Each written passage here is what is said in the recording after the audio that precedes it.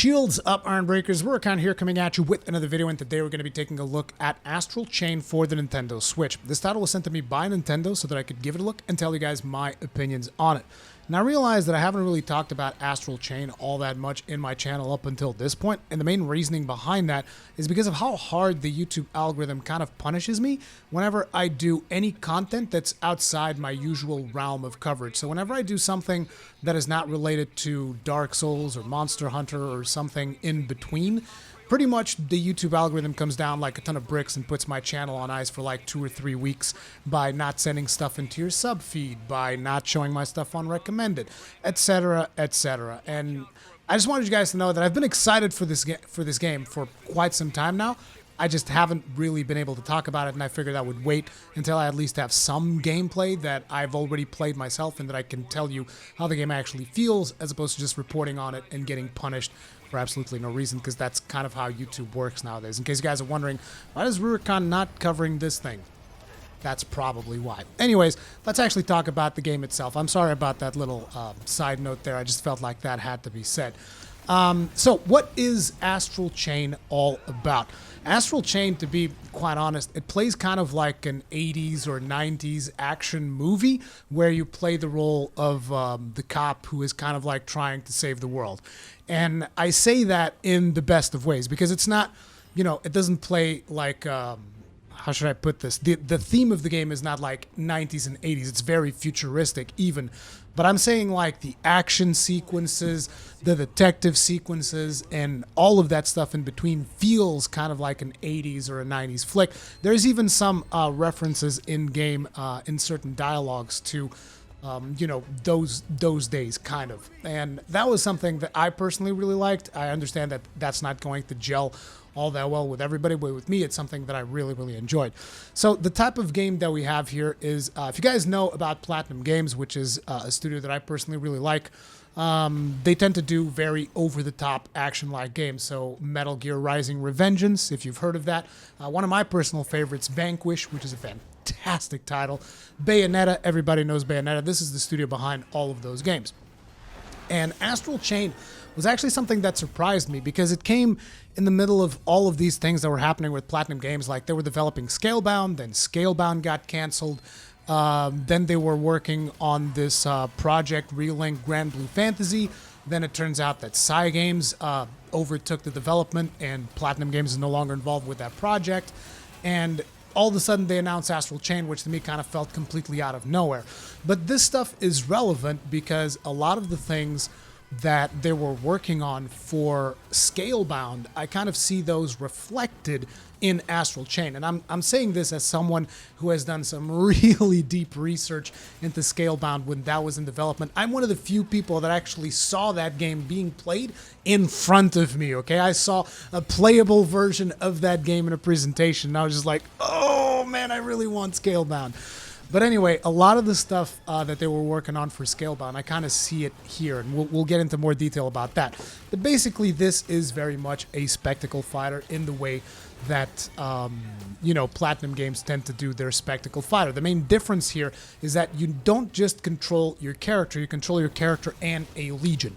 And I believe that further into the game, because this is not a full-on review, I haven't really finished the game yet, this is my first impressions video. I might do a follow-up video once I actually finish the game, and I'm going to be live streaming this on Twitch pretty much until I finish it. But as I was saying, at the point that I'm at in the game, you basically control one legion, and you swap between different legions that you can control, which give you access to different attacks and different types of commands that you can perform together with your legion.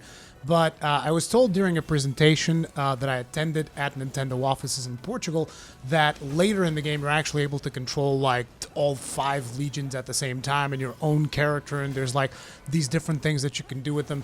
But basically the whole point of the combat in this game is to mix your own combos with the combos of the Legion, and even taking direct control of the Legion itself in order to, you know, perform special attacks like wrapping the chain around the monsters. I'm sure everybody's seen that one. And, you know, once you do that, you can kind of like CC the monsters for a little bit, and that gives you an opening to do multiple attacks.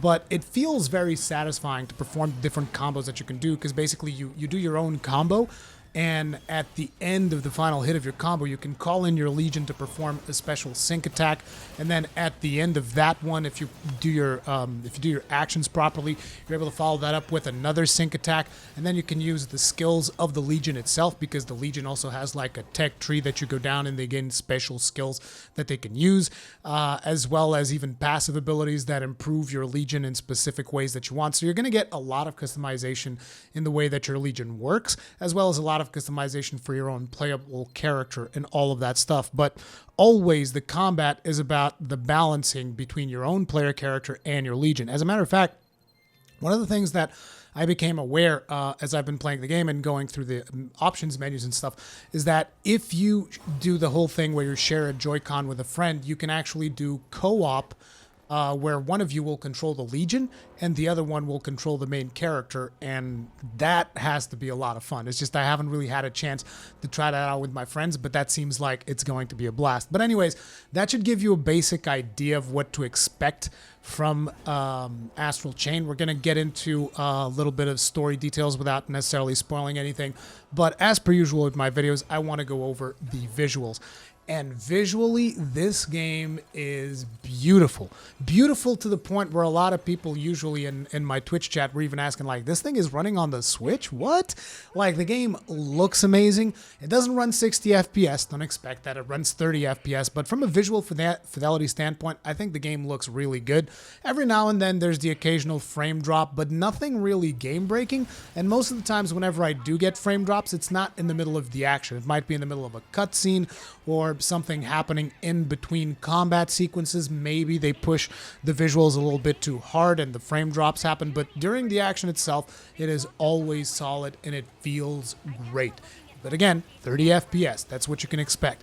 Now, beyond just the visual fidelity itself, which I think the game looks phenomenal, the art style is really, really cool. Like, you have these really exaggerated characters in a lot of ways. It reminds me of Xenoblade Chronicles X. If you guys have played that game on the Wii U, this reminds me a lot of that, but even more exaggerated in some other different ways. Now, besides the visuals, we also have the animations, and the animations are friggin' sweet. From the animations of the attacks with the legions themselves, your own character, I think when it comes to animations, everything looks friggin' fantastic. Whether it's during cutscenes, whether it's during combat, it is pretty friggin' sweet all around. I got no complaints when it comes to visuals whatsoever. It's just super solid, and as a matter of fact, it goes above and beyond, in my opinion, because usually you have a lot of games like, yeah, the visuals are good. In this one, in my opinion, the visuals are friggin' excellent. I love the way the game looks. I love the art style. I understand that not everybody's going to gel well with that art style, though. Some people might want something a little bit more realistic. Some people might want something a little bit different, but I personally really like it. And again, it reminded me a lot of Xenoblade Chronicles X, which is another game that I really love. And not just in the art style, but even in the theme of a lot of the stuff that happens. It's like high-tech Japan at its best, in my opinion, and I really, really dug it. And then when we get the sounds, oh my god, the soundtrack of this game is so friggin' good. This is everything that I like about soundtracks in video games, is whenever they really take bold choices with the music. And you guys will see it. Like, if you actually play this game, you will see those bold choices. Like, even when you're just at the headquarters, you got this really chill music, but you got a chill music when you're just like at the briefing room and something like that. But then if you move into like the heliport, which is usually the place that you go to when you're going to missions and stuff like that, then the music kind of kicks up and you get guitars going in there, and it just feels amazing. And not only it's got a really good soundtrack, it is actually present throughout most of the action, and it dynamically changes depending on the things that you are fighting. Like, visually and from a sound perspective, the game is top notch, like platinum. Okay, baby, like, I love everything about it. Like, I was really blown away, particularly with the soundtrack, like I said, which doesn't happen very often that a soundtrack blows me away like that. Which, again, even the soundtrack itself also reminds me a lot of Xenoblade Chronicles X. I wonder if a lot of the same people that were involved in that project might be involved in this project with Platinum. I don't know. I didn't really do that research, but again, visually and from a sound perspective, friggin' fantastic. Now, when it comes to the story, I'm going to give you guys the basic plot. There's this entity that's been attacking humanity. They're called Chimera. And they've been winning the fight against humanity until humanity eventually retreated to this thing that they call the Ark, which is kind of like this, think of it as like a super city that is also like a fortress. And basically outside of this, there is either no life or everything is just like completely dominated by the Chimera, right? And the Chimera, they're coming in from this different dimension, which we're going to be referring moving forward as the Astral Plane. So eventually, however, Chimera begin to be able to actually enter through in the Ark. And at that point, humanity is kind of forced to like find a way to fight back. And the way that they do it is they are able to enslave Chimera, and I use that word a little bit liberally, but they're able to kind of enslave their enemies, the Chimera, and bind them with these devices that they call the legatus. And then with the legatus, there's this chain that kind of links people to the Chimera, and you have to kind of use the Chimera to fight against the enemy Chimera. So you have the good Chimera, which is what we call Legion, and you use those in order to fight the evil Chimera. It's kind of like fight fire with fire. But as you progress through the game, it becomes pretty obvious that the story is not just going to be about the struggle against Chimera. There's a lot more stuff happening in the background that I'm not going to get into in this video, but basically that is the basic plot. We're talking like futuristic humanity, like really futuristic weapons, futuristic guns, all of that stuff. And so far, the plot itself, I like it quite a bit, but there's a couple of moments in the story beat that bothered me. Like very early on, there's like this sacrificial play by one of the characters. Again, I don't want to get too deep into spoilers or anything like that, but I just feel like the characters at that point weren't really fleshed out enough to get me to feel for what the sacrificial play that this other character does. But hopefully there's a bigger payoff later down the line. But, you know, other than that moment where that sacrificial play kind of took place and the way in which that whole scene was handled, and the fact that immediately after that they provide you with comic relief, I was like, the pacing of the story kind of took a bit of a hit there. That was kind of weird. But again, that's like my main complaint when it comes to it from a story perspective. So now let's talk about the gameplay itself. I told you this is an action game, spectacle fighter. However, they're taking a very different approach to this particular title from their previous titles. Because usually whenever you play like a Platinum Games game, you're basically like action from start to finish, action-packed, fight this, fight that, and like here's this big set piece, this friggin' the sky's raining down, and it's like basically it's always completely over-the-top stuff happening all of the time. That's the way that it goes with Platinum Games, and that's one of the things that I really like. I love the over-the-top action, right? But in this game, they're taking a bit of a different approach. And before I get to the gameplay itself, I feel that it is important to talk about the structure of the game, because a lot of people have been speculating before the game came out whether this was going to be an open world game, because some of the activities that they shown where you were like arresting people that, you know, in the middle of the city, and you were picking up litter, and you were doing all of these things that we would consider to be side activities. So people were speculating whether or not this was going to be an open world game. And whenever I asked about that to people that were working on the game at events or something like that, the answer they would tell me is like, it's not a traditional open world, but it's not a traditional linear experience either. And so what do you get when you really boil it down? The game is separated by chapters, okay? And each chapter will have like a main thing that you're supposed to be doing. And, you know, you can just go right through and do that main thing, but each chapter also has side activities. And the thing is, you can't go back to each chapter specifically just to do those side activities. You know, you go back to a chapter, you're expected to do the full chapter again, main narrative bits included. And what happens, and this is one of the things that I feel like the structure is maybe not the best for this game. What happens is that, like for instance, you go to, say, chapter 2 in the game, and you're going through it, and as you're going through it, you notice certain side activities, but those side activities require legions that you don't have yet to unlock specific things, right? And you're like, oh, I need to come back here later. But the thing is, when you come back there later, you're playing through that whole chapter to maybe just do that little side thing. And the side activities themselves, I didn't find them to be super interesting, at least up until the point that I've been right now, because they don't really contribute to the main narrative that is happening in the chapter that you're doing. They're just kind of like side things that, while they are relevant because they kind of, they paint you a little bit more of a background of what is happening in the world and all of that stuff. At the same time, they don't really move the narrative forward all that much. They just kind of give you a little bit more background. So the side missions and the side activities, I didn't find them to be super interesting. And the way in which the structure works, which is like, well, I missed this thing in Chapter 3. I know that I missed it because I needed this Legion.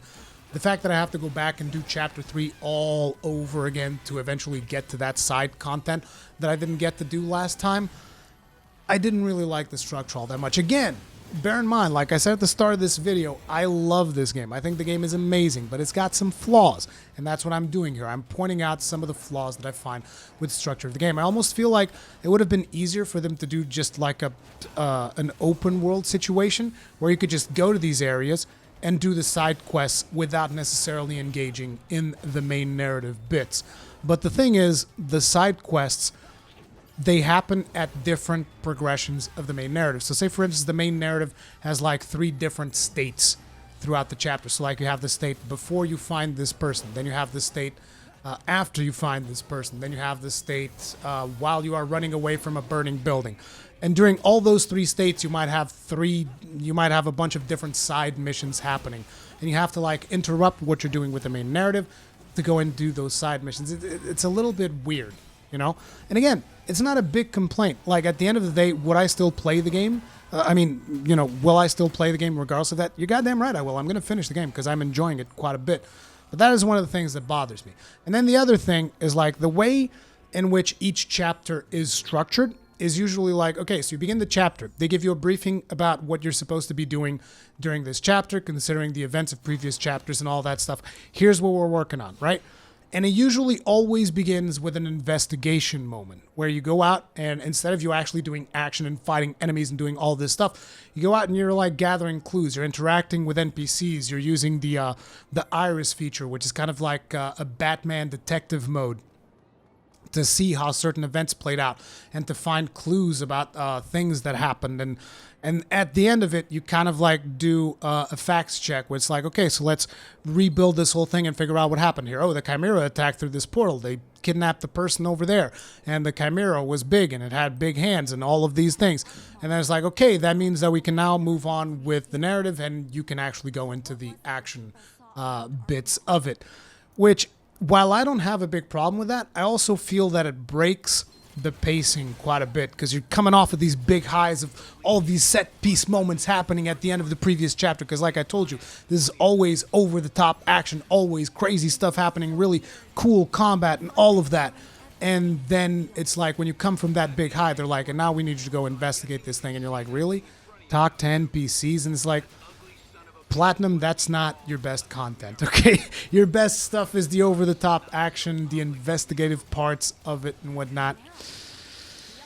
I can see that there's going to be some people that are going to have a problem with that, but overall, like I said, the action itself is still worth it regardless of it or not. I can also see that some people might actually find it good because it kind of breaks up all of the action, gives you a moment to like take a breather and relax a little bit. So I'm not saying it's negative all around, but it is something that some people will like, some people won't like, and some people will be indifferent to. I kind of stand somewhere in between the don't like and indifferent when it comes to the investigative sequences. They do reward you quite a bit for exploring the levels thoroughly. They give you a lot of movement options because when you begin using your Legion, you are going to be able to like get your Legion to pull you into different locations. So basically the Legion can kind of like yank you, and that's how you jump, so to speak, but it gives you like a lot of reach to the locations that you can get to, and fully utilizing that to explore the different maps and stuff like that is going to give you access to more items and more materials that you can use to upgrade your weapons and so on and so forth. And basically you get rewarded quite a bit for exploring and really looking out through the different levels. It also gives you access to different side missions if you're a completionist OCD bastard like me. But yeah, again, exploration is rewarded quite a bit. Now, when it comes to the action itself, you guys might be wondering, okay, but how do you actually control the Legion? Like, what's the deal with that? And okay, in order to control the Legion, the way that it works is like this. Your main attack is going to be your right trigger. Regardless of the weapon that you're using, right trigger is like your basic, your most basic attack. Your character's just like attacking enemies. Right trigger, right trigger, right trigger. You can press left trigger to summon your Legion because you can't have your Legion out the entirety of the combat. You're going to have like a counter that goes down. If the Legion gets hit, that counter goes down even more. If you're able to pull back your Legion, you can basically avoid it taking damage. You can keep it outside for longer. So being able to send out your Legion by pressing the left trigger and then bringing it back with the left trigger again is going to be a key aspect of you being able to manage it and actually doing a good job with the combat. Now, also during your combos, I told you that you could utilize your Legion to kind of finish some of your combos and do sync attacks and stuff like that. The way that works is at the end of your combo, you're going to press the button to summon the Legion, and the Legion comes out and does an attack in chain with you. And that attack is going to be different depending on the Legion that you currently have. Right now, I've unlocked the Sword Legion, Arms Legion, and the Arrow Legion. So the Arrow Legion is going to do like a ranged attack with the special attacks. The Sword Legion does obviously melee attacks. And the Arms Legion sometimes does melee, sometimes does ranged attacks depending on the situation. You also have access to 3 different weapons, at least I have right now. You have this X-Baton that kind of morphs into a gun, a sword, or a bigger sword. The bigger sword's slower, deals more damage. Smaller sword's faster, deals less damage, but is much faster to do combos, stuff like that. And the gun gives you a ranged option, which, while not super powerful, it can be very useful for enemies that are kind of like running away. Now, each Legion is also going to have a special ability, which is going to be like its key ability. Like the Sword Legion is able to cut, and it cuts kind of like the Metal Gear Rising Revengeance thing, if you guys remember, where you can kind of like aim the direction that you want to cut. And that comes into play for certain puzzle sections as well as certain combat sections where you have to cut like lines that are attaching enemies because they're buffing each other and stuff like that. The Arrow Legion, you're able to just like shoot projectiles wherever you want as your special ability. And the Arms Legion, you're able to wear it as a suit of armor, which is also very interesting. But I haven't played with the Arms Legion all that much because I'm not super far into the game at this point. But yeah, those are like different play styles that you have access to. Then each of the Legions has like its own skill tree that you go down, and it further emphasizes more stuff that you can customize in your Legion. You get access to special Legion skills that they can do special attacks. And basically, again, your Legion kind of works as its own character type of thing. But on top of it, you can also customize the way that your Legion works. You can customize the way that your character looks.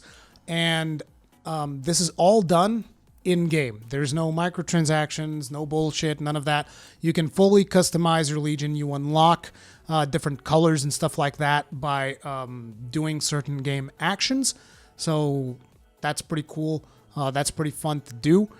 But yeah, that's pretty much its gameplay in a nutshell. Like, I personally am really enjoying it. I can see that some people might have a problem with the investigation bits. I've even seen some article that was written by someone saying, oh, it's just a button masher game. And I was like, what difficulty were you playing on? Like, what? Button masher? I mean, sure, you press buttons. I mean, you got to press buttons to play the game, but the inputs that you do actually matter quite a bit, unless you're playing casual difficulty or whatever the even easier one was, where the game pretty much plays itself for you. At that point, yes, you can button mash them through it, but they specifically tell you, we'll take care of the combat for you so you can enjoy the story. This is that easy mode that everybody's talking about. So they give you the easy mode, and then you proceed to say that the game is a button masher. I'm so confused. It's like the game is challenging as hell. You cannot just go through the game, if you're playing standard at least, which is like the basic difficulty that most players are expected to play, the platinum standard. I mean, if you're playing that, the game is actually pretty challenging. I've died quite a few times. I've had to adjust my tactics, buff my legions in certain ways and develop them in others and figure out the different combos that each of the legions can do in order to fully take advantage of different combat situations. And the combat feels great. I really don't know why people say, oh, it's a button masher. I was like, what the fuck are you talking about? What is wrong with these fucking people? Like, it's okay to have an opinion, but I just think you're factually wrong. I'm sorry. Anyway, that's just pretty much my take on Astral Chain. I think it's a lot of fun. I think if you like the usual Platinum games, I think you're not going to be disappointed. Just be prepared that at the start of each chapter, you're going to have to do this investigation-like thing. And depending on how much of a completionist you are, you're going to want to do some of these side activities. The side activities do reward you, though. Sometimes you get, like, you know, additional color schemes or something like that, or further materials to upgrade your weapons and whatnot. But overall, I like the theme. I like the overarching plot. Some of the story bits, like I told you about that initial sacrifice play, that really bothered me. But, you know, other than that, the action, super solid. The playing with the legions, super solid. The style, the over-the-top action, all of that stuff, I freaking love it. I'm having a fantastic time. And I'm going to be live streaming it on Twitch if you guys are curious and you want to check more gameplay out. But yeah, that's going to be it for this video. If you guys enjoyed it, if it helped you out in any way, hit the like button because it does really help me out, particularly with videos like this that are not within my usual realm of coverage. It really helps me. It really helps YouTube to know that you guys like these types of videos or dislike it. If you didn't like the video, hit it up with the dislike button because feedback is important. If you enjoy my content, subscribe, hit the bell notification icon, all of that usual stuff. Comments and feedback in the comment section down below. Thank you all very much for watching. Stay strong and may your shields never break.